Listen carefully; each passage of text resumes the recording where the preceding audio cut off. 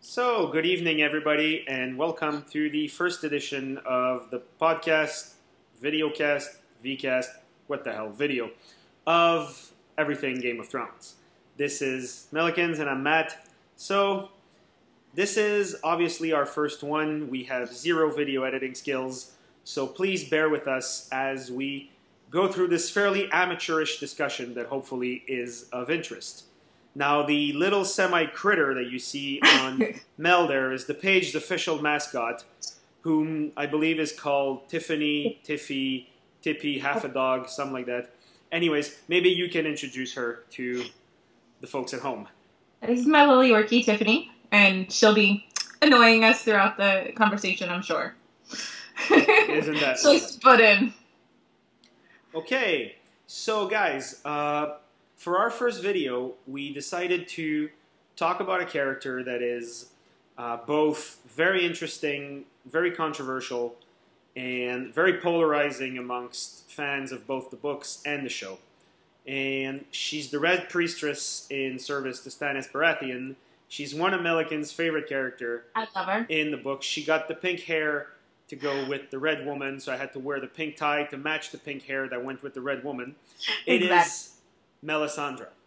Now, there are spoilers ahead, and this is going to be largely a book discussion. So, if you haven't read Dance with Dragons all the way to the end and don't want to rip your ears off with a knife like Van Gogh, I suggest you stop now. Don't listen, stop now, and keep reading before you listen to this. Now that you've been warned, let's get started. You want to introduce us to your second semi-co-favorite character? Yeah, I love Sansa, of course. You know, she's becoming stronger in the books. Don't want to digress much. But I love Melisandre. She's so mysterious. There's so much about her that nobody knows about. You know, there's many theories out there of where she came from, what she's doing, what her ultimate goal is, what her end game is. And she's so perfectly perfect in her flaws. Like, I love that she doesn't get it right all the time. So, yeah, she's pretty hot. Nobody questions how hot Melisandre is. I think that's... Therese is gorgeous. The girl who plays her, I love her. Yes, she is as well. Melisandre is a fascinating character in the sense that just her very nature. She's a Red Priestess as well as a Shadowbinder. Now, we've seen Red Priests elsewhere in the books. There's Mokoro, there's Thoros of Myr, and there's a few other minor characters. And we've also seen a Shadowbinder, Quaithe, who comes to Daenerys in her dreams, but we've never seen a combination of both. Right. Now, just for everyone's clarity, it should be said that it is possible to be a Shadowbinder without being a Red Priest, and it's possible to be a Red Priest without being a Shadowbinder. The combination of the two is unique, as far as we know at least, is unique to Melisandre. So I think that's an interesting kind of starting point. But maybe we can get into kind of the mystery of the topic right off the bat and start talking about who she really is, where she's from, and a little bit of her path, because I know this is something that you and I have different theories on. So, ladies first, I will let you go and then I'll retort. Well, how this actually came about was I was very excited about her necklace. In the book, whenever she's doing something, it always says that her necklace glows and her necklace shines just like her eyes, which makes me think that part of her power, in part, has to do with her necklace. Of course, I might not be right, but every time that she does something, it's her necklace that glows. It's always mentioned, which makes me think that they're tied together. Yeah. No, I think you have something there. The necklace is probably part of it is probably the glamour that keeps her appearance, because she's a lot older than she pretends to be, right? Right, definitely, because it is mentioned that she has practiced her art for years beyond count. So, years beyond count, she looks beautiful, she's gorgeous, she's got a great figure and everything. She can't be that old unless she's got some sort of glamour on her. And we know she can do glamours because she's done it before with Mance and everything.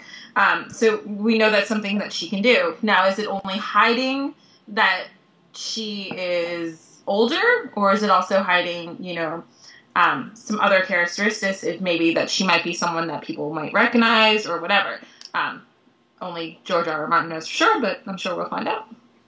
Okay, so I tend to agree with that. I think I agree with the fact that she is probably a lot older than she makes it seem, and that the torque that she wears around her neck is what keeps her looking young. Another couple of clues that she may not be what she seems is the fact that A, she's never cold even when she's at the wall, which even Thoros of Myr doesn't have that aspect, and also she never eats.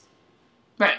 And so her eyes are a very unnatural red color. Yeah, it's all things that suggest that her appearance is fake, and on that I think we agree. However, I think where we have a bit of a disagreement is on where she comes from. Right. I think she's the daughter of the Sea Star, because she also had the necklace, the sapphire necklace that would glow when she did stuff. And that just made sense to me because that ties together the necklace and her powers and all that stuff. And it would make her about 147 years old, which that's kind of old, and that's definitely something that would be glamored to, 100, right? She would be a little younger than that, actually. Yeah. Because Shira Seastar is from the days of the first Blackfire Rebellion, which is 100 years before Game of Thrones. Mm-hmm. So, and given that we have no idea about the chronology of events after the comet, she's anywhere between 102 to 115, depending on how you want to look at it. But she's older than she looks. Yeah, much older. We agree on that. Yeah. Yeah. So I really, really like that. And then your theory is awesome as well. So. Well, we agree on, actually both our theories agree on one thing, is that she's half Targaryen. Right. Except, I think she is the daughter of Aemond One-Eye Targaryen and Alice Rivers, his bedmate. Now, there's very few information on Alice Rivers, but there is one line at the end of The Princess and the Queen. There is a duel at Harrenhal between Daemon Targaryen, who's riding Syraxis, and Aemond One-Eye, who's riding Vhagar. And Aemond One-Eye arrives at the scene of the battle, rather unusually, with a pregnant bastard of King's Landing, a bedmate of his called Alice Rivers. And Daemon has been waiting for Aemond for 13 days while he's burning the Riverlands on Vhagar. And Aemond tells him that it was Alice who saw Daemon in the fires. Right. And he says, she saw you in the fire, she sees much my Alice. And then Alice goes into a tower at Harrenhal, watches the two men kill each other, watches the two dragons die, and then disappears, never to be heard from again. I think that line is not there for nothing. There's a reason why Aemond One-Eye brought this woman. I mean, let's think about it. The Targaryens were very proud, very, very selective of their lineage, very selective of who they were seen with. And Aemond One-Eye, who is the son of Viserys and Alicent Hightower, riding the most fierce of all dragons, going to do battle with another prince of Targaryen descent, brings a Rivers bedmate who's pregnant with his bastard child. That makes no sense unless the mother has some power. Right. Now, if you think about it, there's a couple of points why I think this is the case. The first one is Melisandre is obsessed with King's blood. Yes. She's obsessed with it. And this is something that no other Red Priest is obsessed with. You didn't hear that from Cronus. You didn't hear that from anybody else. If she's the daughter of a Targaryen, then she has a ton of King's blood in her. Mm-hmm. The other thing is her obsession with dragons. Thoros of Myr never talks about dragons. Mokoro doesn't talk about dragons. However, Melisandre says that Dragonstone can wake up stone dragons. Stone dragons. Now, Melisandre also talks about the Long Night and Azor Ahai Reborn. However, why would you go seek these things at Dragonstone, which is a castle that was built only 500 years ago? It's one of the youngest castles in Westeros. Winterfell is 8,000 years old and was built by the same guy who put the wall up. If you were looking for stuff related to the Long Night and the Age of Heroes, wouldn't you start there more than anywhere else? Well, if you're looking for dragons, you would go look for dragons at Dragonstone. You would be going to look for dragons. And Aemond One Eye was supposed to be given a dragon egg in his crib at Dragonstone, but he never was. And when Viserys went to find out if he was tough enough to hatch a dragon, he mounted the fiercest dragon of all, which was Vhagar. Now, that took place at the Driftmark, but originally that piece was supposed to take place at Dragonstone. So obviously there's a connection between Melisandre and Dragonstone that's not related to the legend of Azor Ahai, especially since Martin said that Melisandre went to Dragonstone on her own will with her own agenda. What was she hoping to find, and what happened there is the topic of another discussion. But I think there's a reason, which kind of applies with Shira Seastar as well, because she was half Targaryen, although in her case the dragons were dead when she was around, which was not the case potentially for Alice Rivers. But enough about that. We agree to disagree, but we agree to think that she is most likely half Targaryen from one side or the other. Yes. She's somebody she's saying she's not. Yes, that she is. So, this brings us to Melisandre in the books. Now, the first time we meet her is a very interesting scene. Maester Creyson tries to poison her. He's willing to kill himself in the process. Granted, he probably doesn't have much time left, but, you know. It's nonetheless pretty sad, and she drinks the poison, he drinks the poison, he croaks, and she doesn't. Right. Magic, magic, magic. Maesters hate magic. So this is the first time we meet Melisandre. So, which also shows Stannis that she's stronger than he thinks she is. You know, it shows that she's got powers. Well, yeah. Stannis is not a religious man. Remember, no. Stannis has forsaken the Seven when he watched his father die off of Shipbreaker's Bay. If you can see something with your own eyes, you can't deny it. She obviously survived. You know, and so there's something there. So definitely, so that's an interesting thing, and then it kind of spirals into a weird demonic sexual story, and then there's an event that occurs that's very, very out of character for Stannis, and that's Renly's death. Mm-hmm. Stannis is a warrior. He's unwielding. He's hard. He's tough, but he is not an assassin. No. Yet, he births a Shadowbinder with his face on it to kill his brother in his tent, which makes him both a Kingslayer and a Kinslayer. Yeah. Which is like double clusterfuck, because those are like the two worst things you can do. All he had to do after that is kill someone at their wedding, and we would have been good. That's the perfect three of evil in Westeros.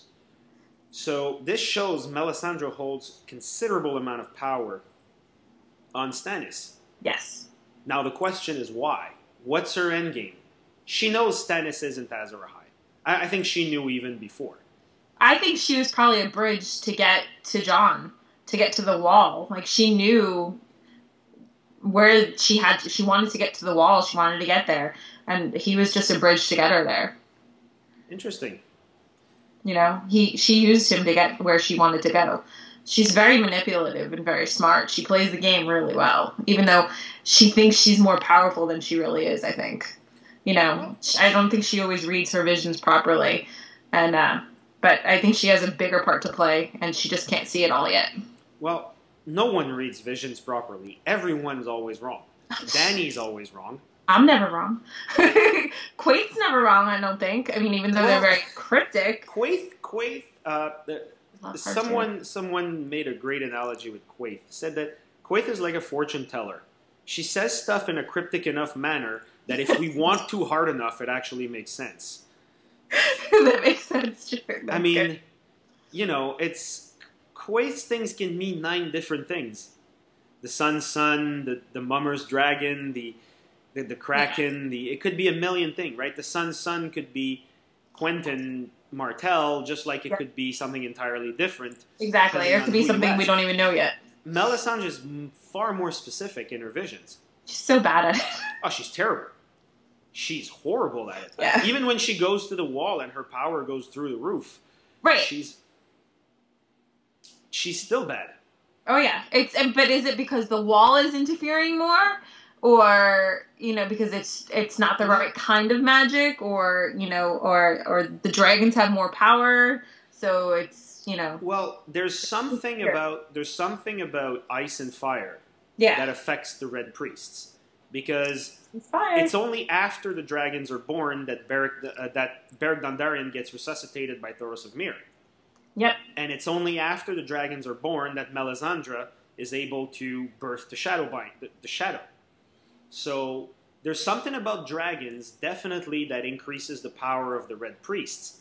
Exactly. And that, I think, is why Melisandre is a Dragonstone. She's not looking for Azor Ahai, she's looking for dragon eggs. Oh yeah. The it's Red Priests want to Dragons. hatch dragon eggs. Power is everything. Is it the elephant? Is it the elephant or the tigers? It's the tigers of Valentis that are worshippers of the Red God and are absolutely obsessed with hatching dragons. They're Illyrio's friends because he wears tiger eye jewelry at Daenerys' wedding. So that's how you can tell. But she's a Dragonstone to find dragon eggs. Probably. And she wants to gain Stannis' trust because she needs to be free to roam around Dragonstone looking for dragon eggs. And Stannis doesn't strike me as the kind of guy who lets people roam around his castle. He's not very trusting. He's not very trusting, and he's not very forgiving when you break what little trust he has in you. However, he does reward loyalty. And Yep. he does reward those who do right by him. Davos is a proof. Justin Massey, who wants to marry Asha Greyjoy in the sample chapter from The Winds of Winter, Oh. gets told by Stannis that if he successfully goes to Braavos and brings back the sellswords, then Stannis is going to give him Asha's hand in marriage. Yeah. So that's another proof that Stannis rewards loyalty. So Melisandre did something to gain Stannis' loyalty. Right. What is that? The poison isn't enough, if you ask me. No. Well, that's what but I love your Because theory. why would Stannis reward somebody who poisoned the maester that he insisted on bringing with him from Storm's End, who educated his daughter, Yeah. who His family loved him. is dead loyal to him, and who basically is training his replacement knowing he's going to die in service to Stannis? That doesn't make sense. Yeah.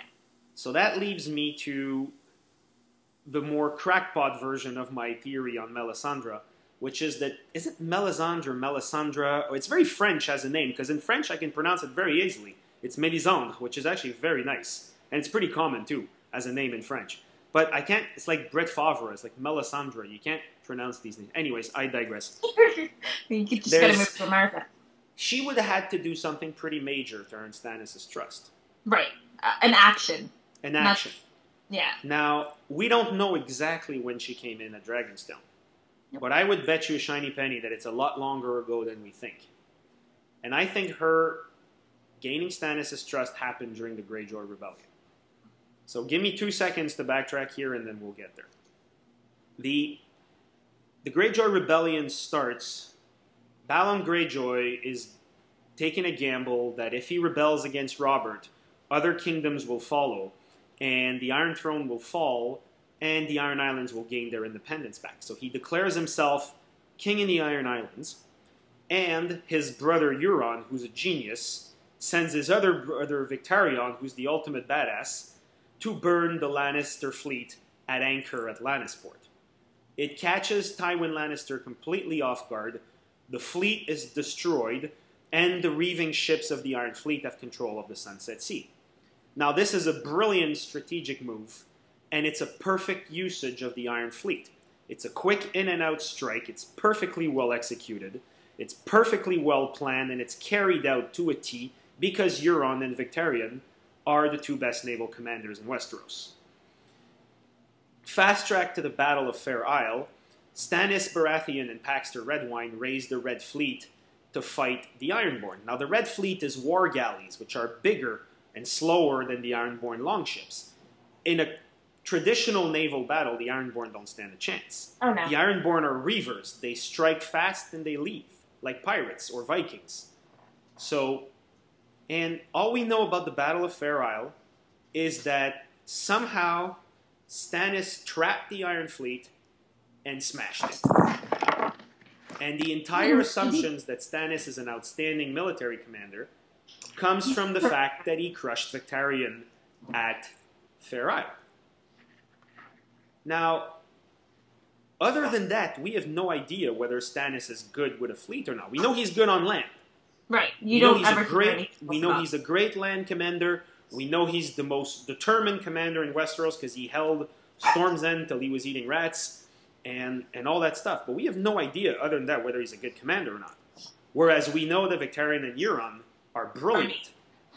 Now, how did Stannis trap the best fleet in Westeros? That's because Melisandre gave him the location of the fleet. That's right. I'm going to go put the tinfoil hat if you want. It might be completely crazy and it's absolutely baseless, but I actually think Melisandre used her flames to tell Stannis where the Iron Fleet was, and that's why Stannis was able to trap them and defeat them. Now, the whole relationship between the Red God and the Greyjoys, we'll do in a different video that I want to call the Red Conspiracy. But yes.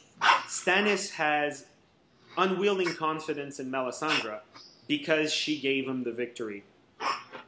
Now, why does his wife have undying love for her? And pardon me? Why does the wifey have undying love for her then? I think fanatical love. I think. Well, we know why Stannis has undying love for her because he's married to Selyse. Yeah. And if I was married to Selyse and Melisandre came along, hell yeah. Cha-ching. Yes. Exactly. Now, Selyse, I think, is part cult, as in she's dying to prove believe her in love something. for her.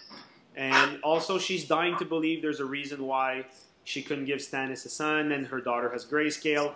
Also remember, Selyse is a Florent. Florents are the second richest and second most powerful house in the Reach. Well, maybe not the second richest, that'll be the Hightowers. But they're the most powerful vassal of the Tyrells. And she was shipped off to Dragonstone to marry Mr. No-Fun, Stannis Baratheon. So he is. I mean, again, it's manipulation. I don't know if Melisandre was expecting to find them there, but when she did, she hit the jackpot with the two of them. Oh, yeah. Also, Selyse is not very smart.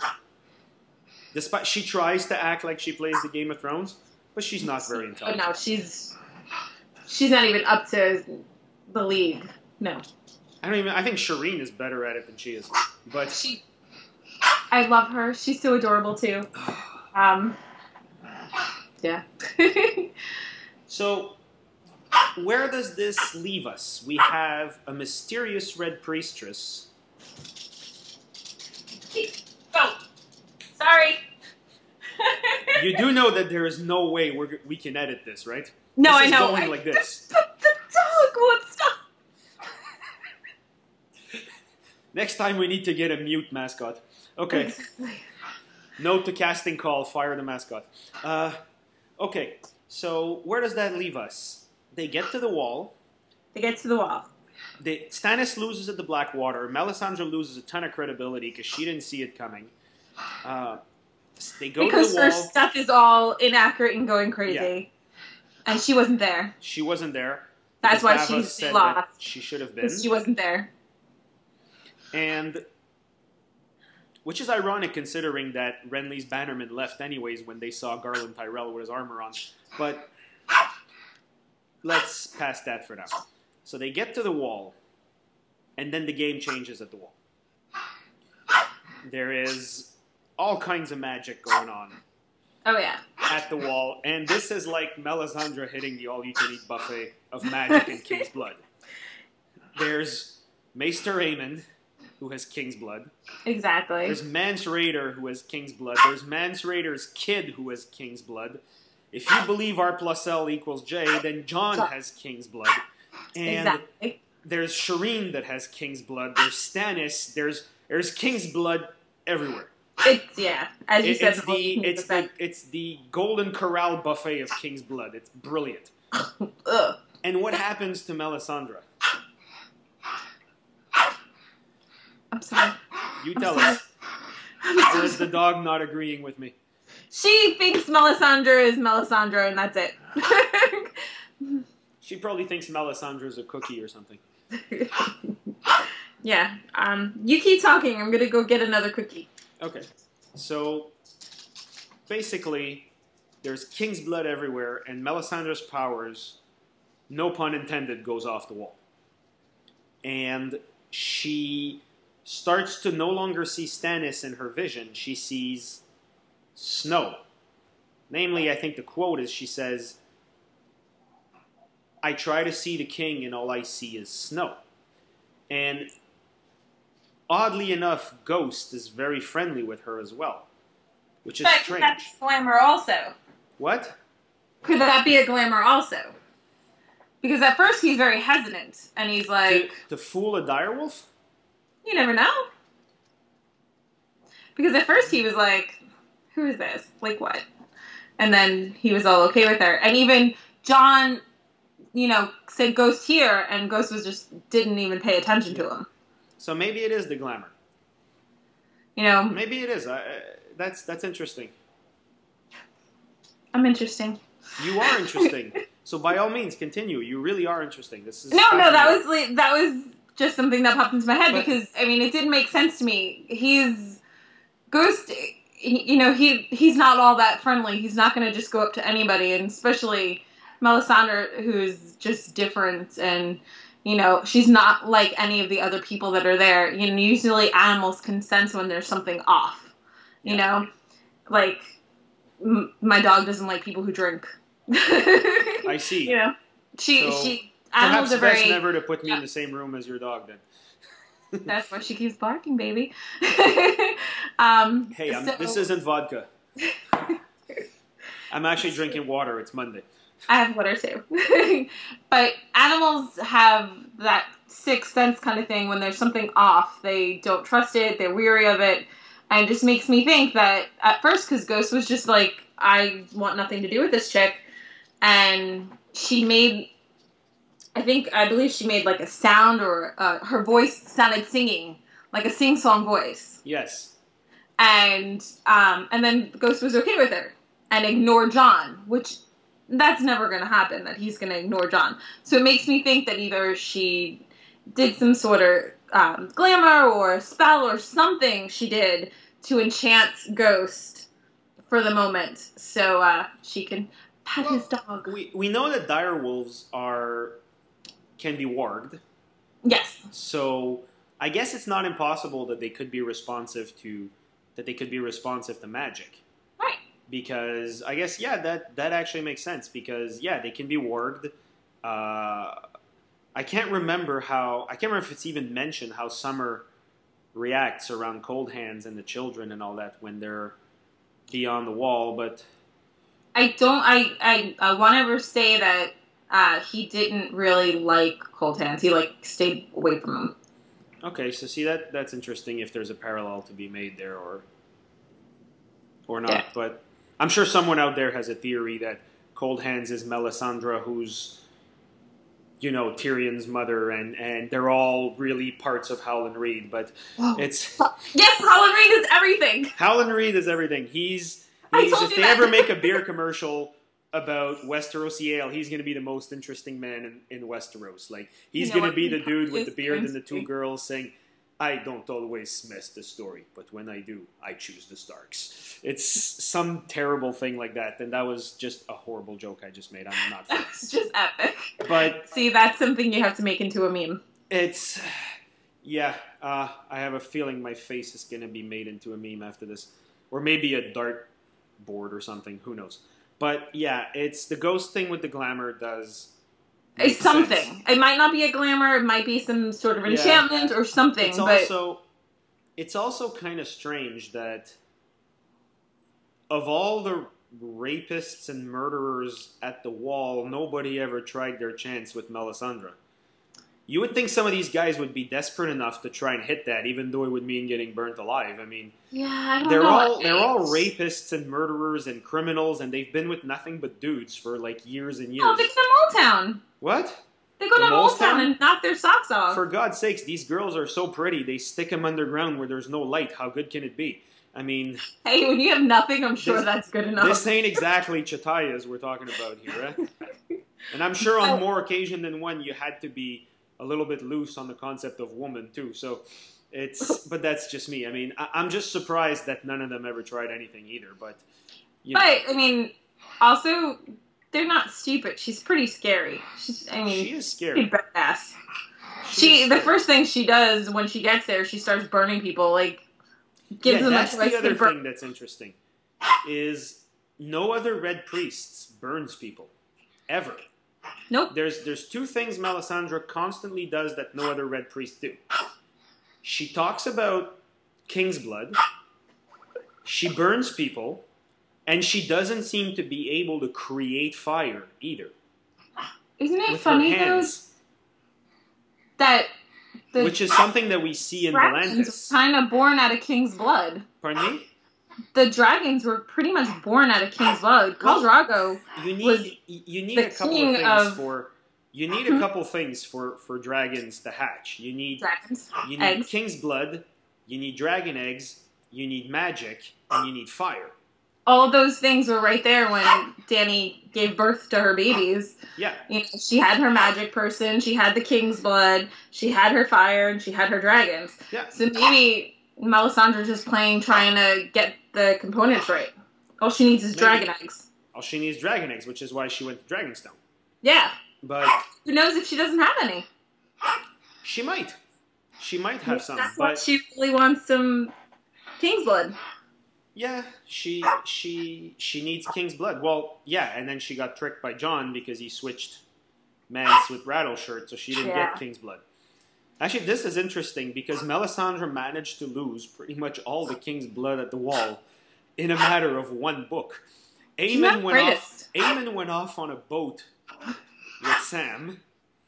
Yep. Val's baby was switched with Gilly's and went on the boat with Sam and Gilly and Aemon. Mm-hmm. Mance Rayder was sent to Winterfell and flipped with Rattleshirt. Melisandre and Stannis went off south and left Shireen and Selyse at the wall, and Jon is at the wall with Selyse and Shireen. Yep. So basically, the only king's blood she has left is Theon. Oh yeah. And she has Asha, Theon, and Stannis. Yeah. But she went from having like the motherlode of king's blood to having none whatsoever in the span of one book, which is horrible. Like, she ain't doing her job. Pardon me?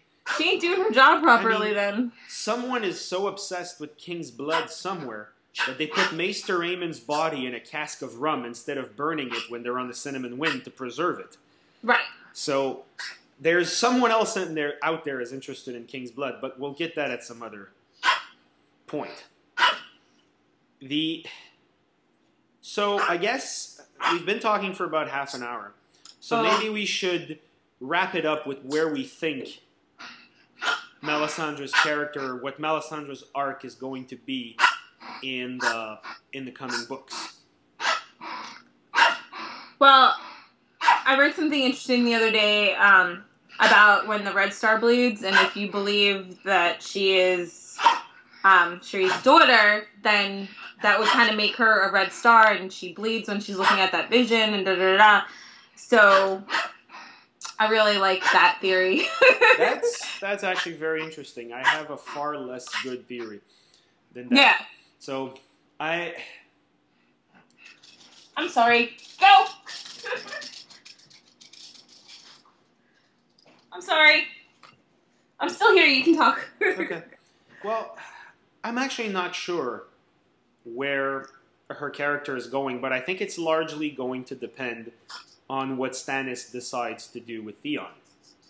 because in the Winds of Winter, Melisandre wants Stannis to burn Theon alive, but I forget who. I think it's the Flints or the Mountain Clans who suggest that Stannis executes Theon in the Godswood to appease the old gods. So I guess we're going to find out what happens, because there's some pretty bad snowstorms around where Stannis is right now, and the Red God seems to be pretty absent from wherever they are, and whatever the God of Winter or the old gods or whatever seem to be pretty angry about the Boltons being in Winterfell because the Stark isn't there anymore. So he's sending a shitstorm literally at them.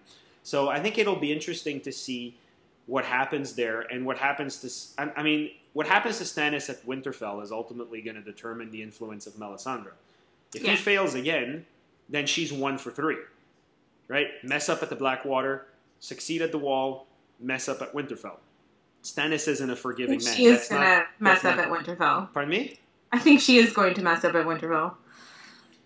It depends how you look at things. I mean, it depends, and then we could go on about the Pink Letter and, you know, whether Stannis made Ramsay believe that he was dead and snuck into Winterfell, which is the theory that I buy into. I think the Pink Letter was written quickly. I'm going to go over this, but I think the Pink Letter was written by Ramsay because Stannis ambushed the Freys that Roose Bolton kicked out of Winterfell, and then they snuck back in using their uniforms and brought a body of Stannis with his armor and his sword. So I think that's how Stannis is going to get into Winterfell, because of his quote when he says Robert would have pulled a forced march at the door, knocked the doors with one hand, killed a bastard with his warhammer, and says, I'm not Robert, but we're going to take Winterfell or we're going to die trying. So he knows he can't siege Winterfell, so he's going to try and sneak in. But that's a whole other topic for another video. New day. New day. But that plan sounds very Melisandre-esque, though. A lot more than Stannis, who would just lay siege, or a lot more than his generals, who aren't very good at much of anything except screwing up. So I guess it's time to wrap it up. This is longer than I thought it would end up being.